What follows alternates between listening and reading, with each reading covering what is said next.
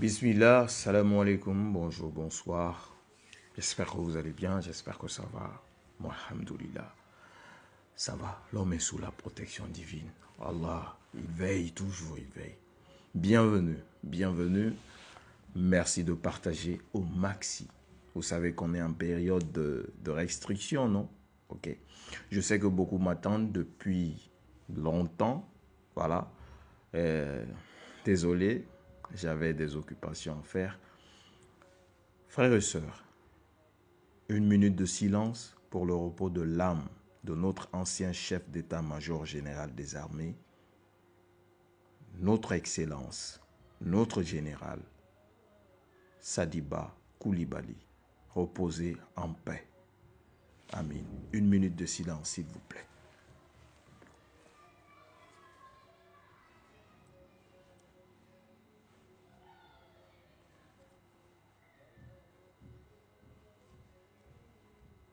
Bien.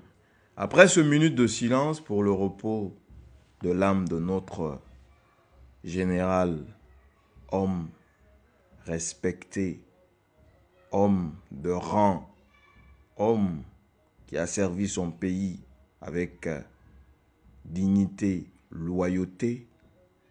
Maintenant que c'est rendu officiel, nous allons vous mettre en lumière toute cette histoire qui s'est passée entre le général Sadiba Koulibaly et ses protagonistes. Je vais vous demander de partager au maximum cette vidéo car l'histoire, la vraie, vous allez la découvrir ici et maintenant. Vous n'êtes pas sans savoir que nous sommes en période de restriction. Et je vais vous demander de bien vouloir utiliser des VPN. Très, très urgent car c'est vraiment mélangé. Que Dieu nous aide, la Guinée. Que Dieu nous assiste. Que Dieu veille sur nous. C'est vraiment grave. J'ai retardé de venir pour l'une des raisons principales parce que personnellement, je suis endeuillé. Oui. Il y a le général Sadiba qui est mort, qui est affiché devant, mais il n'est pas le seul qui a été tué. Il a été tué avec ses hommes. Il a été tué avec son chauffeur, son garde du corps. Mais avant de détailler toute l'histoire pour vous, j'aimerais vous informer d'abord qu'à l'instant T, des vidéos, c'est-à-dire photos et vidéos de torture du général Sadiba Koulibaly, sa dépouille, comme ce qu'on a fait, si vous vous rappelez, en 2011, au président Muammar Kadhafi, vous allez voir, actuellement, c'est entre militaires. C'est vraiment atroce. Photos et vidéos de la dépouille, des tortures du général Sadiba Koulibaly. Ils sont en train de faire circuler entre militaires pour intimider quiconque qui a une idée derrière la tête concernant le pouvoir de Mamadi. Donc, l'exécution de Sadiba Koulibaly est tout simplement, ce que vous allez comprendre en global, c'est de l'intimidation orchestrée, préparée, organisée par le CNRD pour faire peur à toute personne qui a une idée quelconque de venir renverser Mamadi. Et ce message est en train de vraiment passer. Parce qu'ils se disent que quiconque osera ce qu'on n'a pas laissé pour Sadiba, on ne laissera pour personne. Nous allons suivre 2 vidéos et puis je vais venir entrer dans le développement, s'il vous plaît. Ça, c'est une vidéo qui m'a déchiré le cœur. Et jusqu'à présent, je continue de rester dans cette posture. Que Dieu me donne la force de ne pas pleurer jusqu'à la fin de cette vidéo, parce que cette vidéo sera vraiment émotionnelle. On se retrouve tout de suite, s'il vous plaît.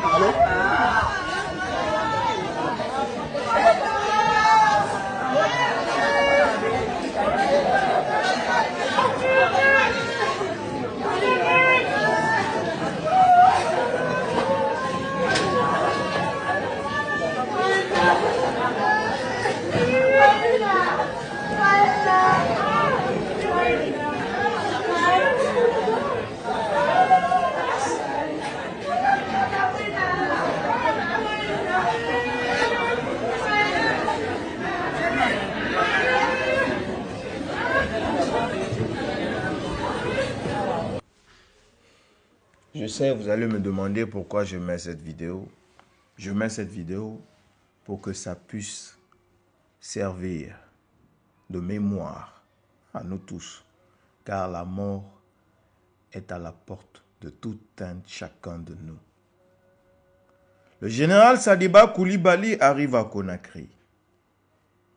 Mais avant de venir à Conakry, il va faire des escales dans 2 différents pays. Son avion va passer par la Turquie, ensuite par le Maroc, avant d'atterrir sur le tarmac de l'aéroport Bessia, Ahmed Sékou Touré actuellement. Il va passer les services de contrôle de la routine. Immédiatement là, le palais est informé que Sadiba est rentré à Conakry. Il sort et part chez lui. Il appelle sa garde habituelle, qui était avec lui depuis, vont venir le rencontrer. Ça coïncide au week-end. Il va parler au téléphone avec le ministre des Affaires étrangères, comme ça a été relayé. Et ils vont se donner rendez-vous le lundi matin. Il va venir voir le ministre. Comme on a dit là, après, bon, comme le monde sait maintenant que Sadiba est à Conakry, le palais gronde le ministre des AE, qui va appeler Sadiba en le traitant de tous les noms. Et là, Sadiba, disant à Mamadi qu'il a informé le ministre des Affaires étrangères, Maurice Sanda, de sa venue, et que le ministre des Affaires étrangères voulait obligatoirement que Sadiba endosse seul les responsabilités de sa venue, se décharger, de charger Sadiba. Comme cela n'allait pas, il va y avoir une réunion de crise. Suite à cette réunion, ils vont décider d'aller arrêter Sadiba Coulibaly. Ils vont appeler ce groupe mixte que je vous ai fait montrer hier. Ils vont s'embarquer à bord de ces blindés qu'il a achetés de nos 200 millions d'euros. Ils vont partir chez le général Sadiba. Arrivés chez le général Sadiba, dès qu'ils vont arriver, c'est-à-dire l'action n'était pas là de venir arrêter les hommes, les embarquer. C'était de venir les tuer. Ils vont commencer à tirer. C'est les forces spéciales qui commencent à tirer. Le groupe mix, il commence à tirer. Les autres répondent au tir. Et la vérité qu'on vous a cachée, le peuple de Guinée, tout ce temps, depuis ce jour, le général Sadiba était déjà mort. Parce que une partie de sa garde ont été tués ce jour. Et le général Sadiba, cette vérité qu'on vous cache, que j'ai entendu les avocats du général dire ceci, s'il vous plaît, je vais vous montrer la vidéo. S'il vous plaît. Les avocats du général ont dit que le général se portait bien. Alors que le général avait reçu une balle, plusieurs balles. Le jour où il a comparu même devant le tribunal militaire, il avait un pansement ce jour. Il avait un pansement. Mais la question que je me pose, comment est-ce que, voilà, les avocats peuvent déclarer que, je vous mets la vidéo là. De l'enquête préliminaire jusqu'à la phase finale qui est plaidoirie et réquisition et jusqu'à la décision, notre client se portait très bien.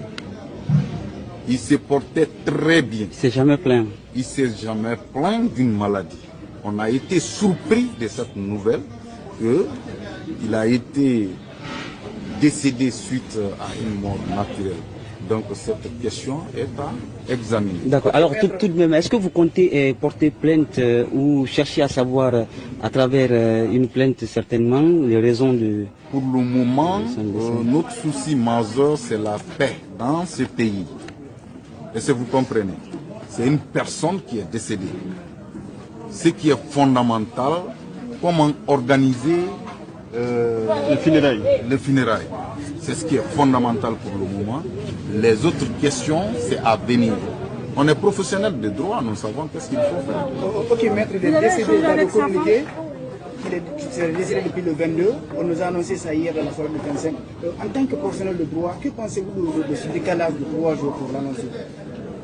Pour le moment, ce décalage n'est imputable qu'à l'autorité. C'est l'autorité qui peut se prononcer sur cette question. Parce que nous, il n'était pas en prison par le fait des avocats. Mais il était en prison, il y a une autorité qui l'a envoyé là-bas.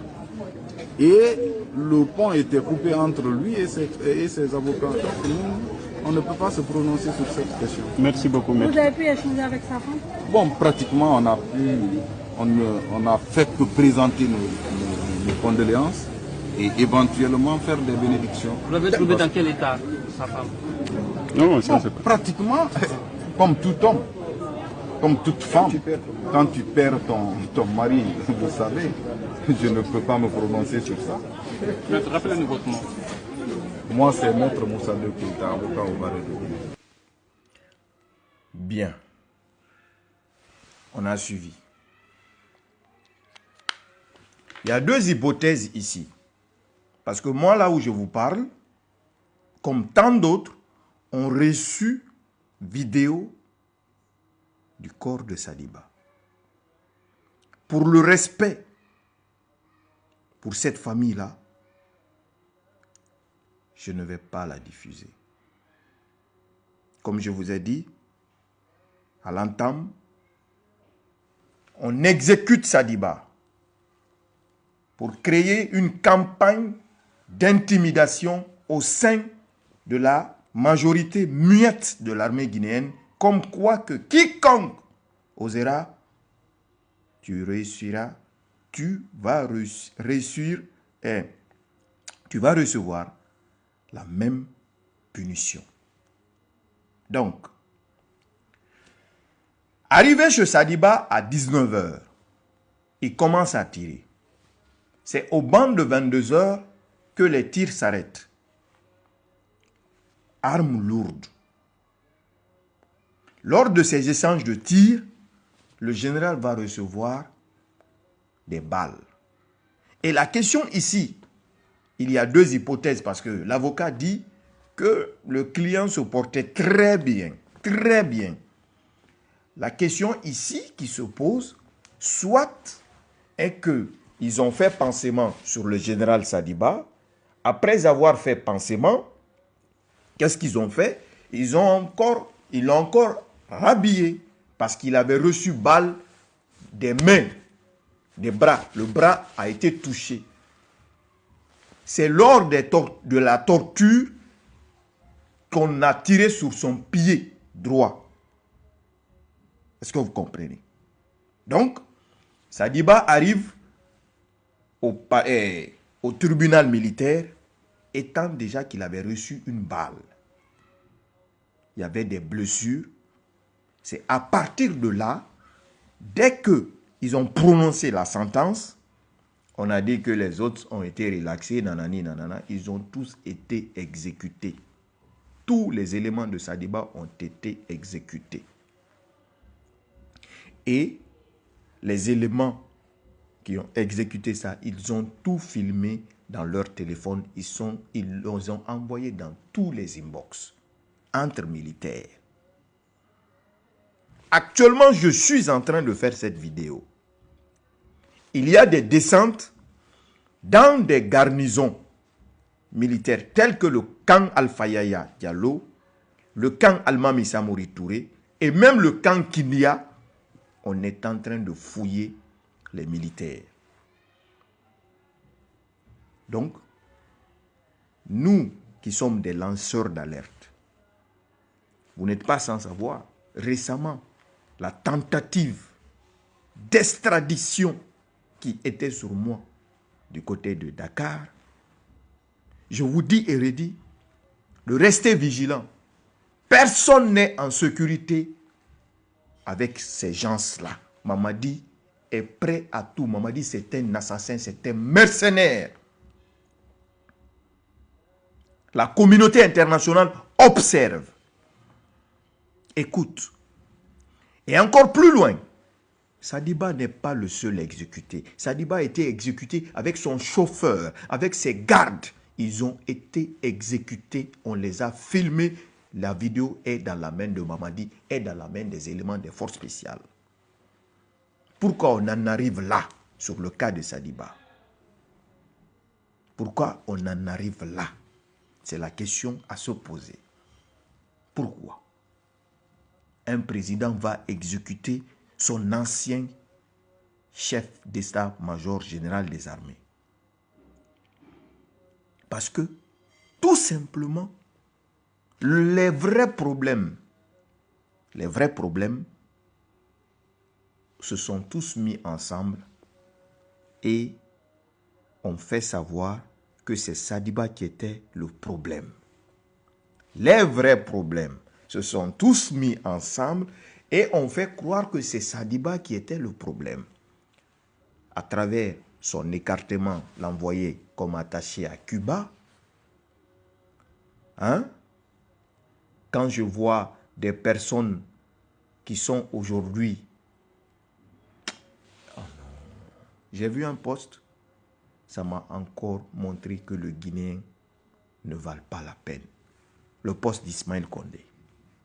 Je ne vais pas parler de lui pour lui donner plus de valeur ici.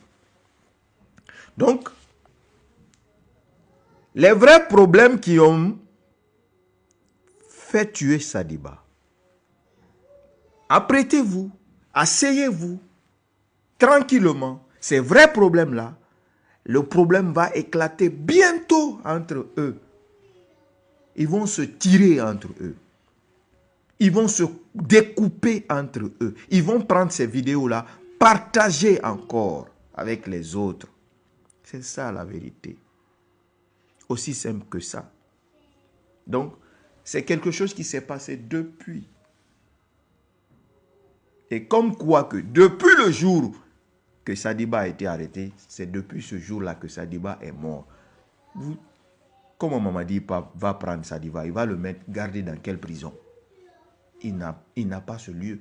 Si quelqu'un vous dit que Mamadi est en colère quand il a appris, ou on vous apprend que Mamadi était mécontent de la mort de Sadiba, c'est des contre-vérités. Aussi simple que ça. Rien ni personne n'est coupable de l'assassinat de Mamadi, de Sadiba, c'est Mamadi Doumbouya. Rien ni personne n'est coupable, c'est Mamadi Doumbouya. Et quiconque dit que oui, Mamadi était en colère, c'est des contre-vérités. C'était planifié et ça a été exécuté. Et si nous n'avons pas réagi autant de Michel et tant d'autres, ils auront été tous exécutés comme ça et l'annonce allait être faite comme ça. Un tout petit bout de papier de communiqué à la ramasse. Donc, c'est la question qu'il faut poser à la défense de Sadiba. N'ont-ils pas vu Sadiba avec des pansements? Oui, parce qu'il avait reçu des balles et il a été envoyé pour extraire des balles au camp Almami Samori Touré. C'est après ça qu'on l'a envoyé au tribunal militaire. Après le jugement, la sentence prononcée, on l'envoie à une destination que les gens disent inconnue. Ce n'est pas une destination inconnue. On l'envoie au palais Mohamed V. On l'exécute au palais Mohamed V. Après l'avoir exécuté, on le retourne au camp Almami Samori Touré. Qui va dire que ouais, ça, c'est une destination inconnue? Non. Non. La seule vérité ici que vous devez savoir, c'est qu'il y avait d'autres groupes qui étaient opposés à son arrestation, qui ont demandé sa libération et pour faire, c'est-à-dire tape à l'œil à ceux-là, ils sont partis aménager une partie de la maison centrale comme quoi que c'est Sadiba qui vont envoyer là-bas. Mais le monsieur a été exécuté. Aussi simple que ça. Donc, ça nous revient à nous, le peuple de Guinée, de voir notre pays aujourd'hui. Si nous allons continuer à rester comme ça, si nous allons un jour nous décider de prendre notre destin en main, comme le peuple kényan. Comme le peuple kényan. En 24 heures, 48 heures, le président a changé et il a abandonné son idée qu'il voulait proposer au peuple. Que Dieu nous assiste. Mais le Guinéen, on est à part. On est à part. Comme dit mon vieux père, quand tu fais descendre des personnes dans un trou, s'il y a des Guinéens parmi eux, tous les autres vont chercher à s'enfuir de ce trou-là. Le Guinéen, eux, ils vont dire, on va chercher un coin ici, on va rester ici, dans le trou-là. Mais jamais ils ne chercheront à trouver la solution pour sortir de ce trou. Qu'Allah bénisse la Guinée et ouvre les esprits. Amen.